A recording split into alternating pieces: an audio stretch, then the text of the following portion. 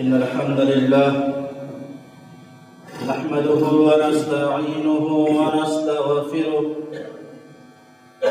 ونعوذ بالله من شرور أنفسنا ومن سيئات أعمالنا من يهده الله فلا مضل له ومن يضلل فلا هادي له وأشهد أن لا إله إلا الله وحده لا شريك له وأشهد أن محمدًا عبده ورسوله يا أيها الذين آمنوا اتقوا الله حق تقاته ولا تموتن إلا وأنتم مسلمون يا أيها الناس اتقوا ربكم الذي خلقكم من نفس واحدة وخلق منها زوجها وبث منهما رجالا كثيرا ونساء واتقوا الله الذي تساءلون به والأرحام إن الله كان عليكم رقيبا يا أيها الذين آمنوا اتقوا الله وقولوا قولا سديدا يصلح لكم أعمالكم ويغفر لكم ذنوبكم ومن يطع الله ورسوله فقد فاز فوزا عظيما أما بعد فإن خير الحديث كتاب الله وخير الهدي هدي محمد صلى الله عليه وسلم وشر الأمور محدثاتها وكل محدثة بدعة وكل بدعة ضلالة وكل ضلالة في النار قال الله تبارك وتعالى في كلامه المجيد والفرقان الحميد أعوذ بالله السميع العليم من الشيطان الرجيم بسم الله الرحمن الرحيم إنما يعمر مساجد الله من آمن بالله واليوم الآخر وأقام الصلاة وآتى الزكاة ولم يخش إلا الله فعسى أولئك أن يكونوا من المهتدين فعسى أولئك أن يكونوا من المهتدين محترم حاضرین جمعہ، بزرگان دین، نوجوانان ملت اسلامیہ، عزیز بچوں، ہر قسم کی تعریف و توصیف، کبریائی و بڑائی، حمد و ثنا، تسبیح، تمجید، تکبیر، تحمید صرف اللہ رب العالمین وحدہ لا شریک لہ کے لیے لائق و زیبا ہے، اور درود و سلام نازل ہو بالعموم اس دنیا فانی کی جانب بھیجے گئے تمام انبیاء و رسل پر، اور درود و سلام کے لاکھوں کروڑوں پھول نچھاور ہوں بالخصوص اس سلسلے کی آخری کڑی جناب محمد رسول اللہ صلی اللہ علیہ وسلم پر،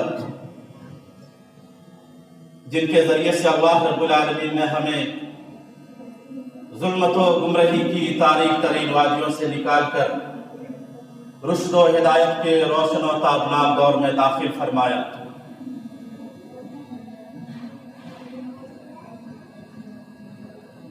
محترم حاضرین جمعہ،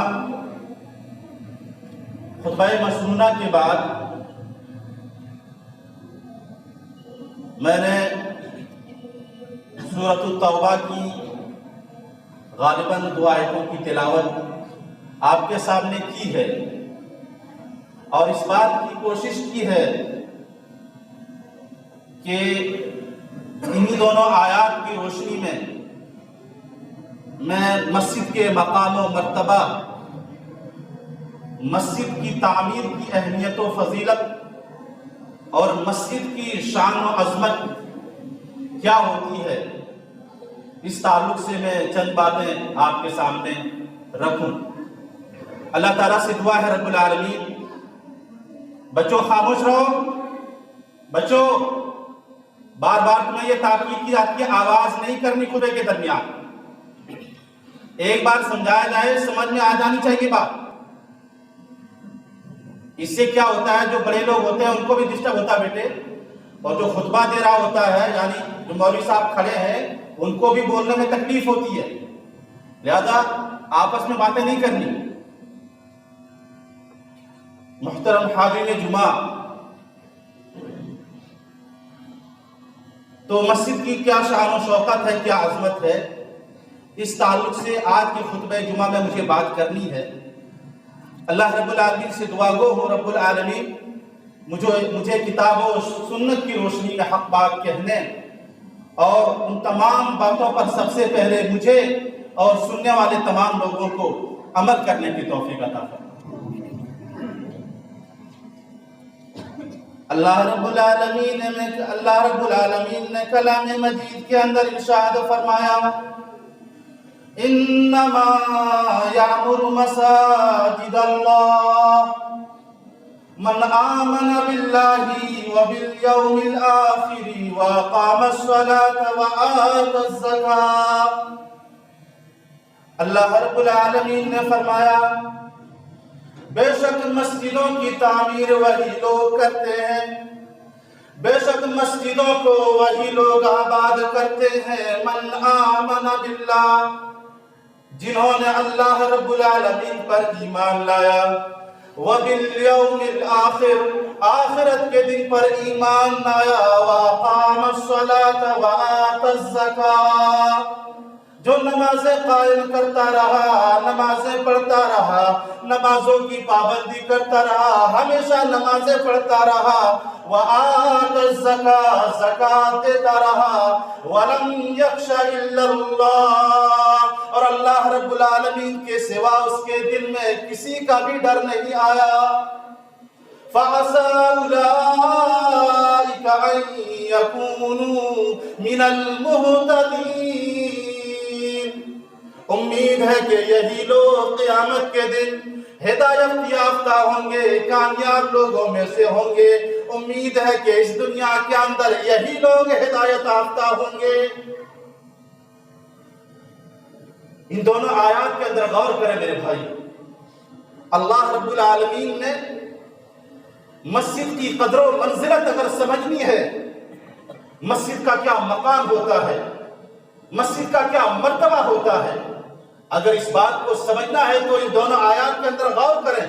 اللہ رب العالمین نے فرمایا، انما یعمر مساجد اللہ، مساجد کے ساتھ اللہ نے اپنا نام لگایا ہے، مساجد کی نسبت اللہ نے اپنی جانب کی ہے۔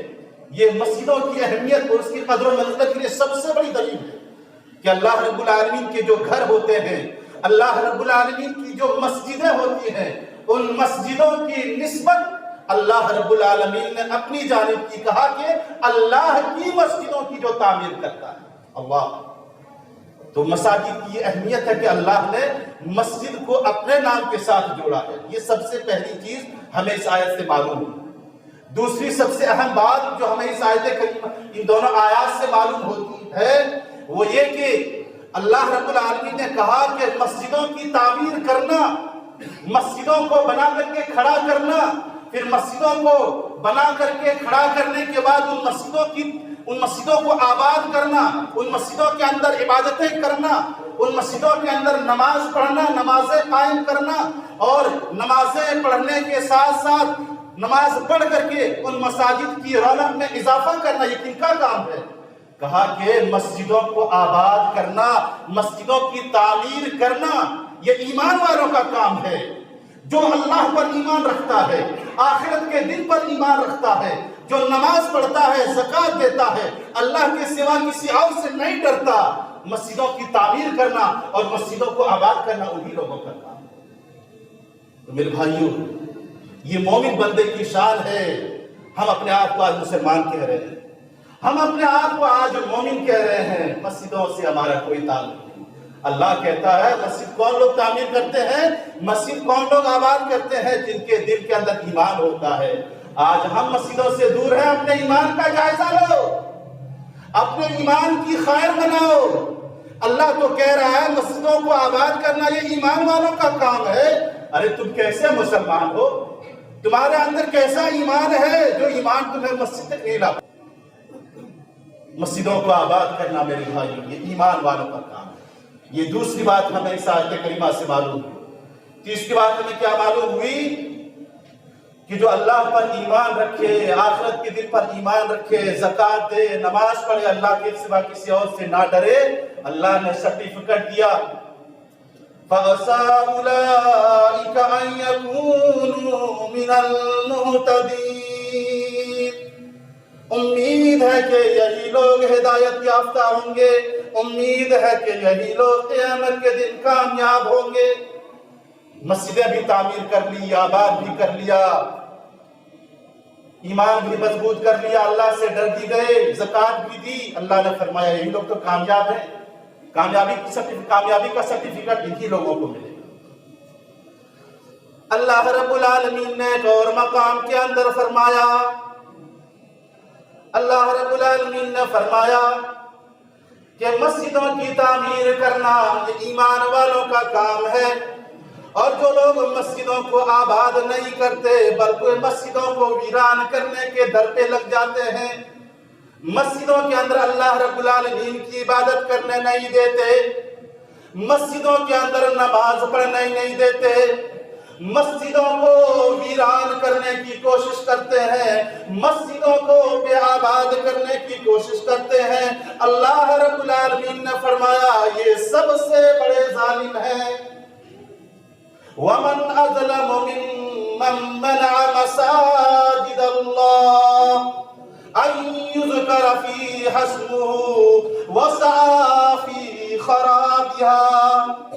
فرمایا رب العالمین نے اس سے بڑا ظالم کون ہو سکتا ہے جو لوگوں کو مسجدوں کے اندر اللہ رب العالمین کا ذکر کرنے سے روکے، جو لوگوں کو مسجدوں کے اندر اللہ رب العالمین کی عبادت کرنے سے روکے، جو لوگوں کو مسجدوں کے اندر اللہ رب العالمین کا ذکر کرنے سے روکے، وَسَعَىٰ فِي خَرَابِهَا، اور مسجد کو ویران کرنے کی کوشش کرے، مسجد کو بے آباد کرنے کے در پہ ہو جائے۔ أُولَٰئِكَ مَا كَانَ لَهُمْ أَن يَدْخُلُوهَا إِلَّا خَائِفِينَ۔ فرمایا رب العالمین نے ایسے لوگوں کو تو چاہیے تھا کہ یہ مسجدوں میں ڈرتے ہوئے داخل ہوتے، ایسے لوگوں کو چاہیے تھا کہ اپنے دلوں کے اندر اللہ رب العالمین کا خوف پیدا کرتے، اللہ رب العالمین کا ڈر پیدا کرتے، اللہ رب العالمین کی خشیت پیدا کرتے، اللہ رب العالمین کا ڈر پیدا کر کے مسجدوں میں داخل ہوتے۔ اور پھر یہ لوگ جو مسجدوں کو بے آباد کرتے ہیں، مسجدوں کو ویران کرتے ہیں، ان کا نتیجہ کیا ہوگا میرے بھائی؟ جو مسجدوں کے اندر اللہ رب العالمین کی عبادت کرنے سے روکتے ہیں، ان کا انجام کیا ہوگا؟ فرمایا لَهُمْ فِي الدُّنْيَا خِزْيٌ وَلَهُمْ فِي الْآخِرَةِ عَذَابٌ عَظِيمٌ۔ فرمایا جو لوگ مسجدوں کے اندر اللہ رب العالمین کی عبادت کرنے نہیں دیتے، جو لوگ مسجدوں کو بے آباد کرنے کی کوشش کرتے ہیں، فرمایا لهم في الدنيا خزي ولهم في الآخرة عذاب عظيم. دنیا میں ذلت ہے ان کے لیے، دنیا میں رسوائی ہے ان کے لیے، دنیا میں ذلت ہے. وَلَهُمْ فِي الْآخِرَةِ عَذَابٌ عَظِيمٌ. دنیا میں تو ذلت ملے گی، دنیا میں رسوائی ملے گی، دنیا میں رسوائی کا سامنا کرنا پڑے گا، آخرت میں بھی ان کے لیے بہت بڑا عذاب ہے. جو مسجدوں کو بھی آباد کرنے کی کوشش، دنیا میں تو رسوائی اٹھائیں گے، انہیں ذلت ہوگی دنیا کے اندر، آخرت کے اندر اللہ رب العالمین دردناک عذاب سے اور بہت بڑے عذاب سے دوچار کرے گا. کیوں؟ کیونکہ اللہ کی مسجدوں سے لوگوں کو روک رہے ہیں، اللہ کی مسجدوں کو یہ ویران کر رہے ہیں، بے آباد کر رہے ہیں. آج جو لوگ مسجدوں پر پابندیاں لگا رہے ہیں، چاہے ہندوستان کی وہ مسجد ہو یا ہندوستان کے باہر ممالک کے اندر کسی بھی کونے کے اندر مسجد و اللہ کا گھر ہے، آج اسے ویران کرنے کی کوشش کی جا رہی ہو، چاہے وہ بابری مسجد کا معاملہ ہو یا کسی بھی مسجد کا معاملہ ہو. میرے بھائیوں، ایسے لوگوں کو اللہ کے اس حکم پر، اس آیت پر غور کرنا چاہیے. دنیا میں بھی رسوائی ہے اور آخرت میں بھی ان کے لیے بہت بڑا عذاب ہے.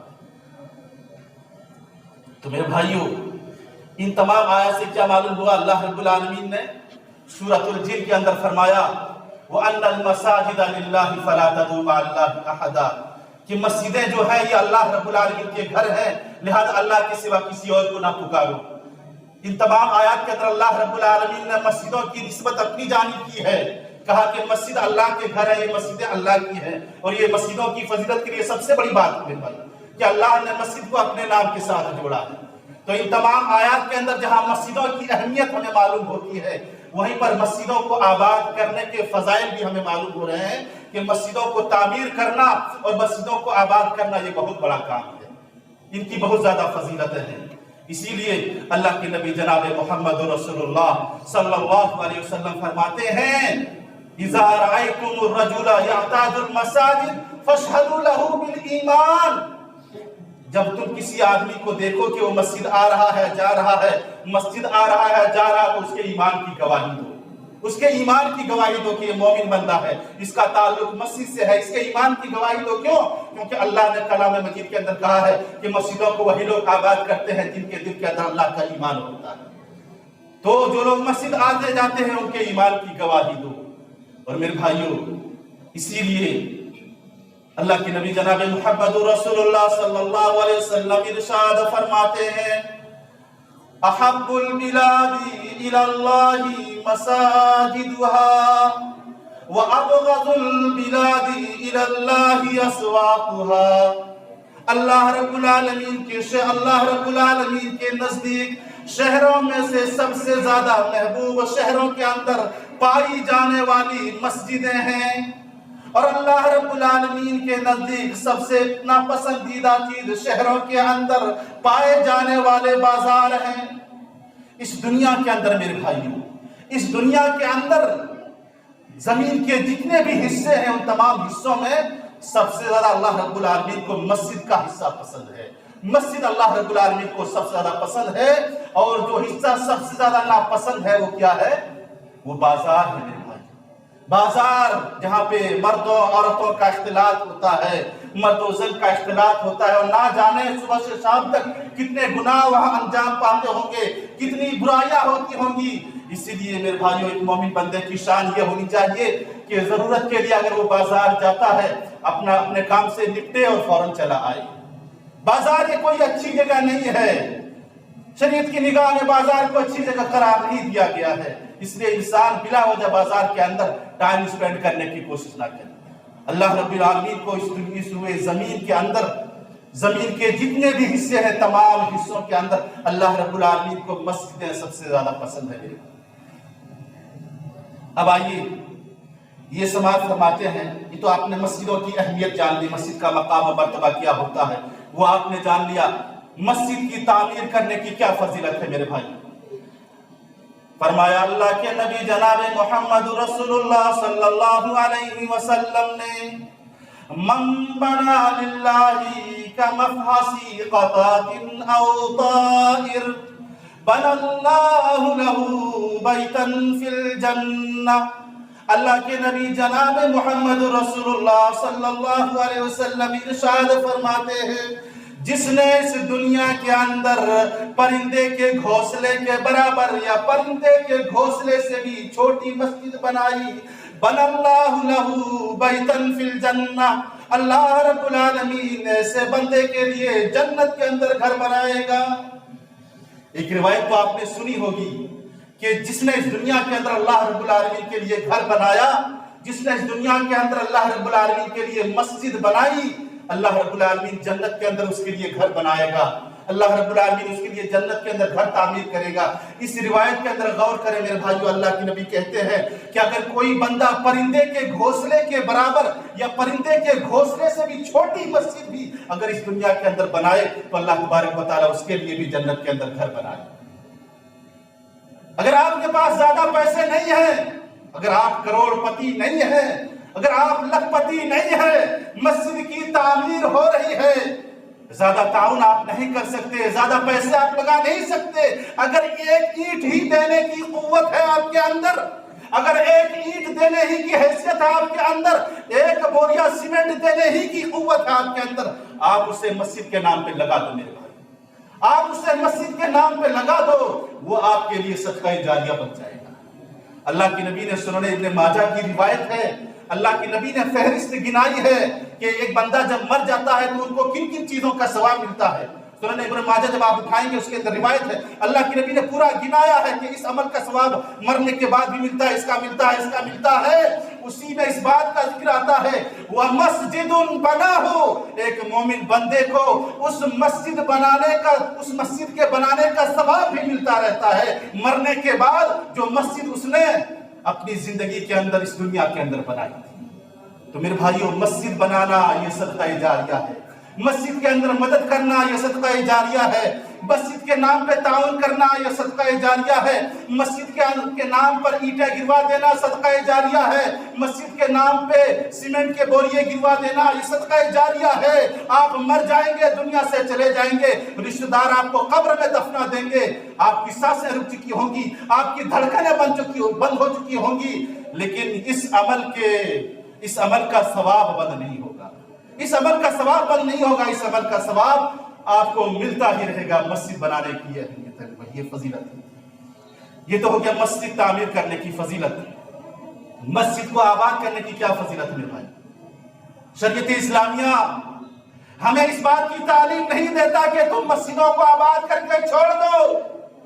شریعت اسلامیہ ہمیں اس بات کی تعلیم نہیں دیتی کہ مسجد تو تم نے بنا لی، اب بھول گئے، نمازوں کی کوئی پابندی نہیں، کہنے کو گاؤں میں بڑی شاندار مسجد ہے، بڑی شاندار مسجد ہے، اراکین مسجد نے بڑی محنتیں کی ہیں، بڑی شاندار مسجد بنوائی ہے، بڑے مہنگے قسم کے ٹائلز لگے ہوئے ہیں، مسجد کے اندر اے سی لگا ہوا ہے، مسجد کے دروازے بڑے خوبصورت ہیں، اس کے پنکھے بڑے ڈیزائننگ کیے ہوئے ہیں۔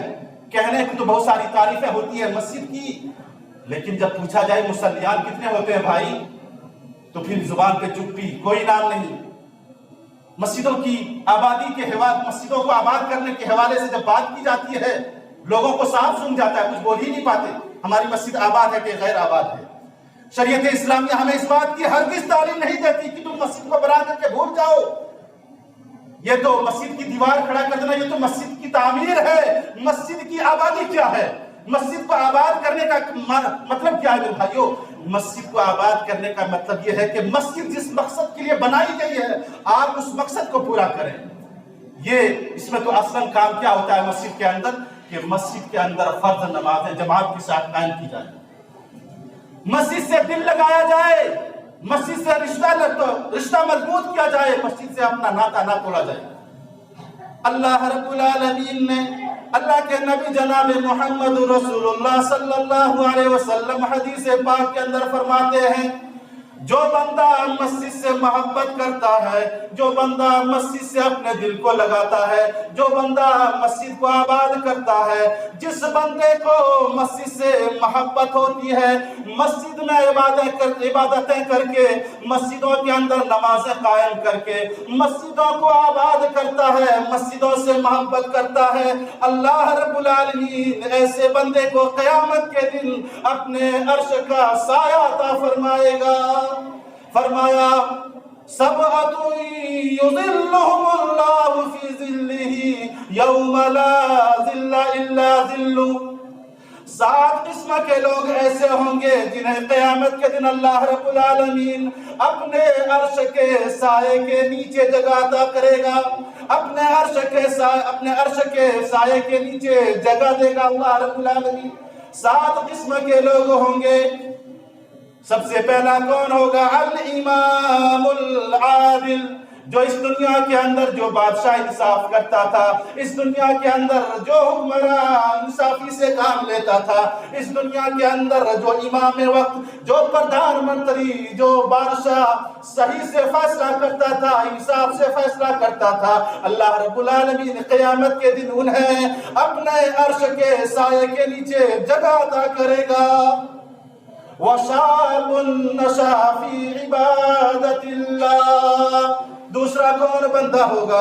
دوسرا وہ نوجوان ہوگا، دوسرا وہ نوجوان ہوگا جس نے اپنی زندگی کو اللہ رب العالمین کی عبادت میں گزاری ہوگی۔ نوجوانوں ذرا غور کرو، تمہاری اہمیت کتنی ہے، تمہارا مقام و مرتبہ کتنا ہے۔ نوجوانی کی حالت میں عام طور پہ نوجوان بہت سارے غلط راستوں کو اپنا لیتے ہیں، لیکن نوجوانوں ذرا غور کرو، اگر تم نے اپنی زندگی کو اللہ رب العالمین کی عبادت میں گزاری، قیامت کے دن سورج اتنا قریب آ جائے گا کہ انسان اگر ہاتھ اٹھائے تو سورج کو لگ جائے، اتنا قریب ہوگا۔ پسینے کا یہ عالم ہوگا کہ کسی کا پسینہ ٹخنے تک، کسی کا گھٹنے تک، کسی کا پسینہ کمر تک، کسی کا گلے تک، اور کسی کا پسینہ میرے بھائیوں اس کے منہ تک، اس کی ناک تک آ چکا ہوگا۔ گرمی کا یہ عالم ہوگا، لیکن میرے بھائیوں کچھ خوش نصیب بندے ہوں گے جنہیں اللہ رب العالمین اس گرمی سے بھی بچائے گا۔ اللہ رب العالمین اسے سایہ عطا کرے گا، اپنے عرش کا سایہ عطا کرے گا۔ اس میں سے وہ نوجوان بھی ہوگا جس نوجوان نے اپنی زندگی کو اللہ رب العالمین کی بات میں گزاری ہوگا، جس نوجوان نے اپنی زندگی کو گانے سننے میں نہیں گزارا ہوگا، جس نوجوان نے اپنی زندگی فلمیں دیکھنے میں نہیں گزارا ہوگا، جس نوجوان نے اپنی زندگی لڑکیوں کو تاڑنے میں نہیں گزاری ہوگی، جس نوجوان نے اپنی زندگی چوراہوں کے اوپر بیٹھ کر کے، راستوں کے اندر بیٹھ کر کے اپنی نگاہوں کا غلط استعمال نہیں کیا ہوگا، بلکہ جس نوجوان نے اپنی زندگی اللہ رب العالمین کی خاطر گزاری ہوگی، اللہ رب العالمین کی عبادت میں گزاری ہوگی۔ نبی کا یہ فرمان ہے کہ اللہ تبارک و تعالیٰ ایسے نوجوان کو قیامت کے دن اپنے عرش کے سائے کے نیچے جگہ عطا کرے گا۔ یہ اس نوجوان کی فضیلت ہے، مقام و مرتبہ ہے۔ اور آگے اللہ کے نبی نے کیا فرمایا؟ وَرَجُلٌ قَلْبُهُ مُعَلَّقٌ فِي الْمَسَاجِدِ، ایک ایسا آدمی جس کا دل ہمیشہ مسجد سے لگا ہوا ہو، ایک ایسا آدمی جس کا دل ہمیشہ مسجد سے لگا رہتا ہے، اللہ رب العالمین اس کو بھی قیامت کے دن اپنے عرش کے سائے کے نیچے جگہ عطا کرے گا۔ میرے بھائیوں، ظہر کی نماز پڑھ لی، اس کو عصر کی فکر ہے کہ کب عصر کی نماز ہو، میں مسجد کو نماز پڑھنے کے لیے جاؤں۔ عصر کی نماز پڑھ لی، اس کو فکر لگی ہے کب مغرب کا وقت ہو، میں مغرب کی نماز پڑھنے کے لیے مسجد جاؤں گا۔ مسجد کے اندر صفائی نہیں ہے، صفائی چلو مسجد میں جا کر کے صفائی کر ڈالوں۔ مسجد کا جو خادم ہے میرے بھائیوں، اسے صرف اس وجہ سے ڈیوٹی نہیں کرنی چاہیے کہ یہ میری ذمہ داری ہے، بلکہ اسے اس نیت سے بھی مسجد کی صفائی کرنی چاہیے کہ مسجد کو صاف رکھنا یہ بہت بڑا کام ہے۔ نیت یہ بھی ہونی چاہیے کہ میری ڈیوٹی تو ہے، میرا فرض تو ہے، مجھے ڈیوٹی پہ لگایا گیا ہے مسجد کو صاف کرو، لیکن اسے اس نیت سے بھی مسجد کو صاف کرنا چاہیے کہ مجھے مسجد سے محبت ہے، مجھے مسجد سے محبت ہے، اس لیے میں مسجد کو صاف کر رہا ہوں۔ اس نیت سے بھی میرے بھائیوں مسجد کا جو خادم ہے، اس خادم کو اس نیت کے ساتھ بھی مسجد کی صفائی کرنی چاہیے۔ اور صرف خادمی کی ذمہ داری نہیں بنتی میرے بھائیوں، مسجد کے علاوہ جو خادم کے علاوہ جو دوسرے لوگ ہیں ان کو گندگی نظر آتی ہے۔ اللہ کے نبی فرماتے ہیں کہ میں جب معراج کے اوپر گیا تو اللہ تبارک و تعالیٰ نے میری امت کی نیکیوں کو دکھایا، کہ دیکھو یہ تمہارے امتیوں کی نیکیاں ہیں، تو میں نے پایا کہ مجھے وہاں پر وہ نیکی بھی دکھائی گئی کہ جب کوئی انسان مسجد سے کوئی تنکا اٹھاتا ہے، کوئی گندگی اٹھاتا ہے اور اس گندگی کو اٹھا کر کے باہر پھینک دیتا ہے تو اللہ تعالیٰ وہ اس پر بھی نیکی عطا کرتا ہے۔ مجھے معراج کے اوپر بھی وہ نیکی دکھائی گئی، جو کسی نے مسجد کی صفائی کر دی تھی اس کو نیکیاں جو ملی تھی، اس نیکی کو بھی مجھے دکھائی گیا۔ میرے بھائیو، ایک تنکا بھی آپ مسجد سے صاف کرتے ہیں، وہ نیکی آپ کے ریکارڈ ہو گئی۔ تو خادم کی تو ذمہ داری ہے میرے بھائیو، آپ کو بھی مسجد سے محبت ہونی چاہیے، مسجد کو صاف رکھنے کا اہتمام ہونا چاہیے۔ تو نبی نے فرمایا کہ جس آدمی کا دل مسجد سے لگا ہوا ہو، مسجد کو آباد کرنے کی فکر اس کے اندر ہے، تو اللہ تبارک و تعالیٰ قیامت کے دن اسے اپنے عرش کے سائے کے نیچے جگہ عطا فرمائے گا، عرش کے سائے کے نیچے۔ یہ تو میرے بھائی ہو گئی مسجد کو آباد کرنے کی فضیلت۔ مسجد کو آباد کرنے کا ایک طریقہ یہ بھی ہے میرے بھائیوں کہ مسجد کے اندر قرآن کی تلاوت کی جائے، یا مسجد کے اندر بیٹھ کر کے قرآن کا علم حاصل کیا جائے۔ یہ بھی مسجد کو آباد کرنے کا ایک طریقہ ہے، یہ بھی مسجد کو آباد کرنے کا ایک طریقہ ہے۔ عقبہ بن عامر رضی اللہ تعالیٰ عنہ بیان کرتے ہیں کہ نبی صلی اللہ علیہ وسلم ہمارے درمیان تشریف لائے اور کہا کہ تم میں سے کون شخص ہے جو یہ چاہتا ہے کہ وہ وادی بطحان کے اندر یا عقیق کے اندر جائے اور وہاں سے 2 اونٹنیاں لے آئے، اور اونٹنیوں کو لانے میں کوئی گناہ بھی نہیں ہوگا، رشتہ داری بھی نہیں ٹوٹے گی، جا کے وہاں سے 2 اونٹنیاں لے آؤ، تم میں سے کیا کوئی شخص چاہے گا؟ تو صحابہ میں سے ہر ایک نے کہا کہ ہاں اللہ کے رسول ہم چاہتے ہیں، اگر مجھے فری میں 2 اونٹنیاں مل جا رہی ہیں، کوئی گناہ بھی نہیں ہو رہا ہے، قطع رحمی بھی نہیں ہو رہی ہے، رشتہ بھی نہیں ٹوٹ رہا ہے، تو 2 اونٹنیوں کو لانے میں کیا حرج ہے، گناہ بھی نہیں ہو رہا ہے۔ اللہ کے نبی نے کہا کہ اگر 2 اونٹنیوں کو تم حاصل کرنا چاہتے ہو، فرمایا افلا یغدو احدکم الی المسجد فَيَقْرَأُ وَيَعْلَمُ آیَتَيْنِ مِن کِتَابِ اللَّهِ عَزَّ وَجَلَّ۔ تم میں سے کوئی شخص مسجد کیوں نہیں جاتا؟ تم میں سے کوئی شخص مسجد جا کر کے 2 آیتوں کی تلاوت کیوں نہیں کرتا؟ 2 آیتوں کا علم حاصل کیوں نہیں کرتا؟ اگر وہ 2 آیتوں کی تلاوت کرے گا، 2 آیتوں کا علم حاصل کرے گا، خَيْرٌ لَهُ مِن نَاقَتَيْنِ، یہ 2 آیتوں کی تلاوت کرنا، 2 آیتوں کا علم حاصل کرنا اس کے لیے 2 اونٹنیوں سے بھی بہتر ہے۔ اللہ، 2 آیتوں کی آپ تلاوت کرتے ہیں مسجد کے اندر، 2 آیتوں کا علم آپ حاصل کرتے ہیں، 2 اونٹنیوں سے بھی بہتر ہے۔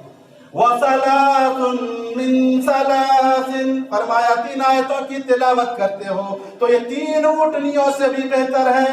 وَأَرْبَعٌ خَيْرٌ لَهُ مِنْ أَرْبَعٍ، فرمایا 4 آیتوں کی تلاوت کرتے ہو تو یہ 4 آیتوں سے بھی 4 اونٹنیوں سے بھی بہتر ہے۔ اور فرمایا آگے وَمِنْ أَعْدَادِهِنَّ مِنَ الْإِبِلِ، کہ جتنی زیادہ تم آیتوں کی تلاوت کرتے جاؤ گے اتنی اونٹنیوں سے زیادہ بہتر ہے ان آیتوں کی تلاوت کرنا، ان آیتوں کا علم حاصل کرنا۔ تو میرے بھائیوں، مسجد کو آباد کرنے کا ایک طریقہ بھی یہ بھی ہے کہ مسجد میں قرآن کی تلاوت کی جائے، مسجد کے اندر قرآن کا علم حاصل کیا جائے۔ اسی طریقے سے میرے بھائیوں، مسجد کو آباد کرنے کا ایک طریقہ یہ بھی ہے کہ مسجد کے اندر قرآن اور حدیث کا درس بھی ہونا چاہیے، کلام مجید کا، حدیث شریف کا درس ہونا چاہیے۔ نبی صلی اللہ علیہ وسلم نے فرمایا مجتمع قوم فی بیت من بیوت اللہ یتلون کتاب اللہ ویتدارسون بینہم الا سکنت علیہم السکینہ وغشیتہم الرحمہ وحفتہم الملائکہ وَذَكَرَهُمُ اللَّهُ فِي مَنْ عِنْدَهُ۔ نبی نے فرمایا جب کچھ لوگ مسجدوں میں آ کر کے قرآن کی تلاوت کرتے ہیں، جب کچھ لوگ آ کر کے مسجد کے اندر قرآن کا درس دیتے ہیں، قرآن کا علم حاصل کرتے ہیں، تو ایسے لوگوں پر اللہ رب العالمین کا سکون نازل ہوتا ہے۔ اللہ رب العالمین ایسے لوگوں پر اطمینان نازل کرتا ہے، ایک روحانی سکون ملتا ہے اس بندے کو۔ وَغَشِيَتْهُمُ الرَّحْمَةُ، اللہ کی رحمت اسے اپنے آغوش میں لے لیتی ہے۔ وَحَفَّتْهُمُ الْمَلَائِكَةُ، فرشتے ایسے لوگوں کو گھیر لیتے ہیں۔ وَذَكَرَهُمُ اللَّهُ فِي مَنْ عِنْدَهُ، اور اللہ رب العالمین اپنے ان بندوں کا ذکر فرشتوں کے سامنے کرتا ہے۔ یہ میرے بندے ہیں، دیکھو دنیا کے اندر مسجد میں بیٹھ کر کے قرآن کا درس ہو رہا ہے، قرآن کا درس سن رہے ہیں، حدیث کا درس ہو رہا ہے، حدیث کا درس سن رہے ہیں، اللہ فرشتوں کے سامنے ان بندوں کا ذکر کرتا ہے۔ اسی طریقے سے میرے بھائیوں، ابو ہریرہ رضی اللہ تعالیٰ عنہ ایک مرتبہ بازار کو گئے، دیکھا کہ بہت سارے مسلمان بازار میں ہیں۔ ان لوگوں نے کہا کہ تم لوگ بازار میں ہو جبکہ مسجد میں اللہ کے نبی کی وراثت تقسیم ہو رہی ہے۔ وہ سارے لوگ دوڑے آئے مسجد میں کہ چلو دیکھیں کہاں اللہ کے نبی کی وراثت تقسیم ہو رہی ہے۔ دیکھا کہ یہاں کچھ بھی تقسیم نہیں ہو رہا۔ کچھ لوگوں کو دیکھا کہ نماز پڑھ رہے ہیں، کچھ لوگوں کو دیکھا قرآن کی تلاوت کر رہے ہیں، کچھ لوگوں کو دیکھا کہ حلال و حرام کے بارے میں باتیں کر رہے ہیں۔ کہا کہ کچھ تقسیم نہیں ہو رہا۔ دیکھا واپس لوگ پلٹ کر کے گئے، ابو ہریرہ کے پاس کہا ابو ہریرہ تم نے کہا کہ نبی کی وراثت تقسیم ہو رہی، وہاں تو کچھ بھی نہیں تقسیم ہو رہا۔ کہا کہ مسجد میں تم نے کیا دیکھا؟ کہا کہ کچھ لوگ نماز پڑھ رہے ہیں، کچھ لوگ قرآن کی تلاوت کر رہے ہیں، کچھ لوگ درس دے رہے ہیں، حلال و حرام کے بارے میں باتیں کر رہے ہیں، سنت وہ دین کی باتیں کر رہے ہیں۔ کہا تم لوگ جاہل ہو، تم لوگ نہ سمجھ رہے، وہ حلال و حرام کی جو باتیں کر رہے تھے یہی تو نبی کی وراثت ہے، ارے یہی تو نبی کی وراثت تقسیم ہو رہی ہے۔ ارے اس مجلس میں جا کر کے بیٹھتے جہاں پہ قرآن کا درس ہو رہا تھا، حدیث کا درس ہو رہا تھا، اور جو تمہیں باتیں بتائی جاتی ان باتوں کو لیتے، یہی نبی کی وراثت۔ بڑے افسوس کے ساتھ کہنا پڑتا ہے میرے بھائیوں، میں سختی کے ساتھ اس تعلق سے نہیں کہنا چاہوں گا، پھر بھی کہنا چاہوں گا کہ جب عشاء کی نماز کے بعد درس ہوتا ہے کچھ لوگوں کو بڑی تکلیف ہوتی ہے، کچھ لوگوں کو بڑی تکلیف ہوتی ہے۔ اولاً تو ہونا ہی چاہیے کہ میرے بھائیوں جب درس ہوتا ہے، چاہے قرآن کا درس ہو، حدیث کا درس ہو، نبی کی وراثت تقسیم ہو رہی ہوتی ہے۔ ادباً تو یہ ہونا چاہیے کہ آپ درس کو بیٹھ کر کے سنیں، ہاں اگر کوئی بہت زیادہ سخت ضرورت ہے آپ اٹھ کر کے جا سکتے ہیں، لیکن بلا وجہ میرے بھائیوں درس کو چھوڑ کر کے نہیں جانا چاہیے، کیونکہ نبی کی وراثت تقسیم ہو رہی ہوتی ہے۔ ان درسوں سے آپ کو بہت ساری باتیں ملتی ہیں، خطبوں سے آپ کو بہت ساری باتیں حاصل کرنے کو ملتی ہے میرے بھائیوں۔ ان دروس سے آپ دینی علم حاصل کریں۔ تو میرے بھائیوں مسجد کو آباد کرنے کا یہ بھی طریقہ ہے کہ مسجد کے اندر قرآن اور حدیث کا درس ہو میرے بھائیوں۔ ان تمام گفتگو کا مطلب یہ ہے میرے بھائیوں، آپ جانتے ہیں آپ کی مسجد کے اندر بھی کام ہو رہا ہے، مسجد کی تعمیر کی کیا فضیلت ہے، کیا شان و شوکت ہے آپ نے جان لیا ہے میرے بھائیوں۔ دوسری جگہوں سے جو سفرا آتے ہیں کہ ہمارے یہاں مسجد کی تعمیر ہو رہی ہے، آپ تعاون کریں، آپ ان کا بھی تعاون کریں، کیونکہ دنیا کے جس کونے میں بھی مسجد بنے وہ اللہ کا گھر ہے، لیکن یہ آپ کی اپنی مسجد ہے، اس کے اندر تعمیراتی کام چل رہے ہیں۔ آپ ذہنی طور پر اس عمل کے لیے تیار ہیں۔ مولانا نگر کے جتنے بھی باشندگان ہیں، باشندگان مولانا نگر سے گزارش ہے کہ اس مسجد کے اندر اگر تعاون دینا پڑے، مدد کرنی پڑے، آپ مینٹلی اور ذہنی طور پر تیار رہیں کہ اللہ رب العالمین نے ہمیں جو دولت دی ہے، جو ہمیں جو رزق دیا ہے، اس رزق کو، اپنے مال کو، اپنی دولت کو اس مسجد کی تعمیر میں ہم خرچ کریں گے۔ اس لیے آپ اس بات کو اپنے ذہن میں رکھیں، کیونکہ میرے بھائیوں اگر آپ کو اللہ نے دولت دی ہے، اللہ کے راستے میں خرچ نہیں کرتے۔